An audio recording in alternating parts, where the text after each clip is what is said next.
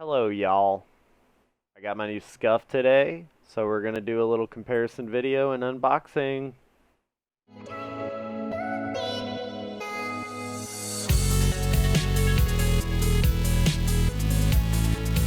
Yellow.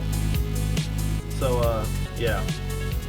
If you haven't noticed by the title of this video, this is, I guess like an unboxing slash comparison. Sorry about all the background noise. It's old Chomp.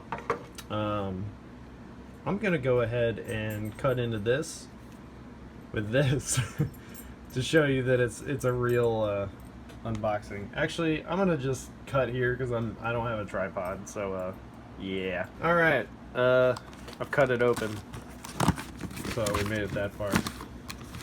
This is what I'm gonna pull this out. This is what it looks like when you get PlayStation 4 scuf. Dude, why do my hands look so weird right now? Looks like I have some disease or something. Oh yeah, it's called being a ginger. Alright, so Alright, so nothing else in the box. Cool. Alright, so yeah. Sorry, my camera. I'm an idiot. So nothing else in the box. Yeah, basically it tells you everything on the box that you already know from buying it. So yeah, it's pretty much the same same boxing as the Xbox version. Kind of misleading that it's blue on the front because that's not what I ordered. So hopefully this is correct. Now I'm gonna take that off. It's so hard to do with one hand. I need a tripod and a different camera. I am shooting in 4K right now, but it's definitely not going to be 4K when you watch this because that's stupid. So yeah, basically gives you the whole rundown of what a scuf controller is and all that good stuff. And there she blows. So I can get it in light a little bit better here. The packaging is really good. I like scuf's packaging. Let's go and pop it out of the box here. There is nothing. Well, I don't really need to take it out. There's nothing else in the box because, as I'll show you, PlayStation differs quite a bit from the Xbox version of scuf because there's just not as much customization. Mainly, in my opinion, mainly for the sole fact that the controller itself is a lot more advanced on the PlayStation. But yeah, you can see here the I went with the normal PlayStation 4 thumbsticks, and I'll explain why. I did not get the fangs or whatever they're called on the back because they weren't offered actually, which I thought was weird. Standard button layout. I didn't do the black buttons because I don't feel like paying an extra $3 for something that doesn't matter at all. But for some reason I feel it necessary to get red because that's my shit. And yeah, got the red scuf grip, and then of course the iconic paddles, which I've been told that they have been redesigned for the PlayStation 4 recently, so they should be better.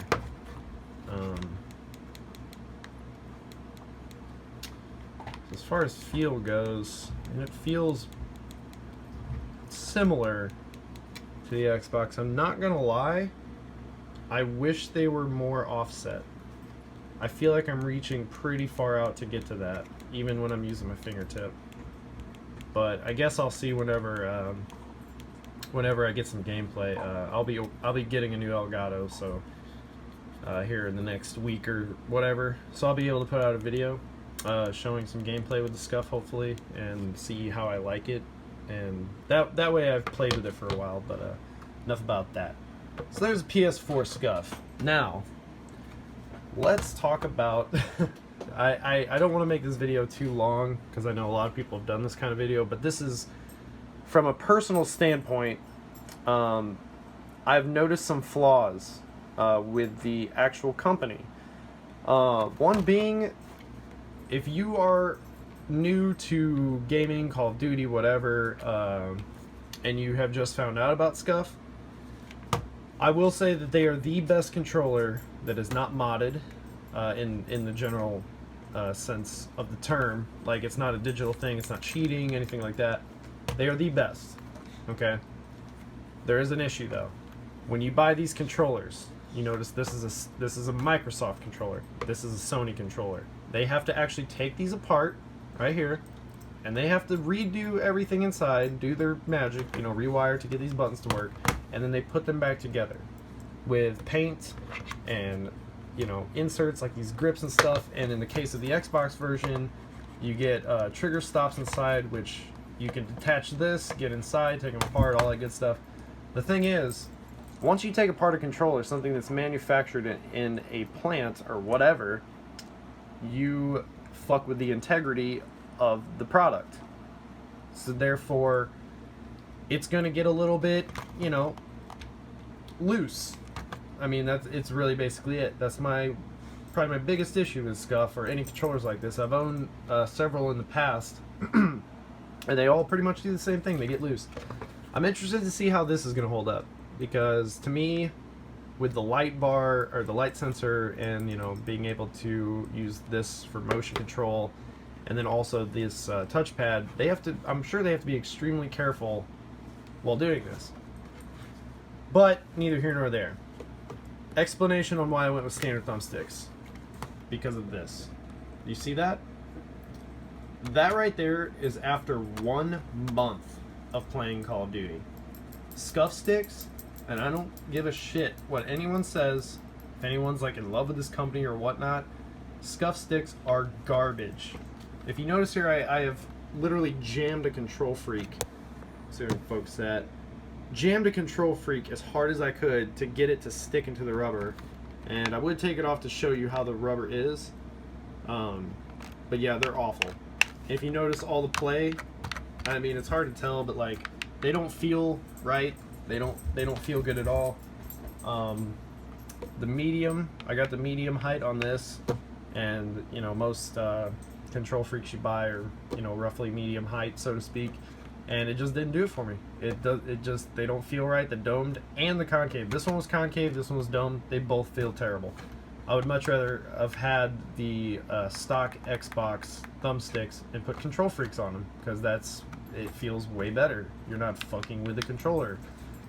Okay, I guess to sum it up, the less you customize these controllers, the better off you're gonna be. That is just a straight up personal opinion, but I think that it's very true. I honestly think that it's really true. The paddles on the back, the reason why I'm doing this comparison also is because that I've had this controller for over a year now, and yeah, I mean, it feels like it more so than a normal like stock controller would. These are getting loose, which is not a huge deal. But yeah, the thumbsticks, I mean, it's seriously hard for me to play normally with these thumbsticks. The trigger stops are great. They are noisy with the rumble. Like, if I don't have my headset on and I'm listening to the sound of this controller, it's awful. So if you don't use a headset and you have this over time, it's gonna get to the point where it like actually pisses you off. But yeah, so that's the reason why I went with the standard thumbsticks, and I didn't have to do the fang things, even if I could have found out how to do it. But yeah, that's the that's it. I don't really know the point of this video. I just wanted to compare and just like talk about the pros and cons and the comparison of the two. If you're going for like crazy expensive and customization, the Xbox controllers are definitely going to be more so like that, because they offer more features. To sum it up, and now they have the infinity thing to where, yeah, like I said, if you're new to scuf controllers, they have the infinity thing where you can remove thumbsticks, all that stuff. Like, Xbox is where they focused all their attention. Now that Call of Duty is on the PlayStation side of things here, I have a feeling they're probably going to up the game on this a little bit too, but I prefer it just the way it is. All I wanted was it to have a cool, nice matte red finish, which actually feels a lot better than this finish. This finish is like glossy. It feels cheaper. This one feels like there's texture to it. Like, it's got some depth. It feels good when you hold it. I don't know. Maybe that's just me feeling it for the first time. But I can already tell, I'm not gonna lie, that this is probably gonna come loose over time. This grip and maybe possibly this membrane in between. But we'll see. I don't know. I'm gonna play with this for, like I said, maybe a week or so, and then record with it and see what happens, I guess. Yeah. So if you're looking to get one, this right here with just the paddles, the red Pro Grip, and the red color cost me about $151 with nothing else. So if you're looking to spend that kind of money on something that's gonna put you over the edge on Call of Duty, I recommend it. Otherwise, the only added feature that they put on here that you don't pick is this little guy right here. Pretty cool. They replaced the PS button with the scuf logo. It's pretty nice. But yeah. So now I'll actually end the video. So if you have any questions or comments, this is youtube.com, so you can just leave a comment and I'll respond to it, because I'm cool like that. So happy gaming. Scuff Jump Mountain Dew Doritos. Goodbye. Just wanted to throw in there real quick as well that if you're wondering what kind of control freaks that I am going to be using with this, they are the standard Call of Duty Black Ops 3 black ones with the little thing on it. The low rise left and high rise right. Okay, bye.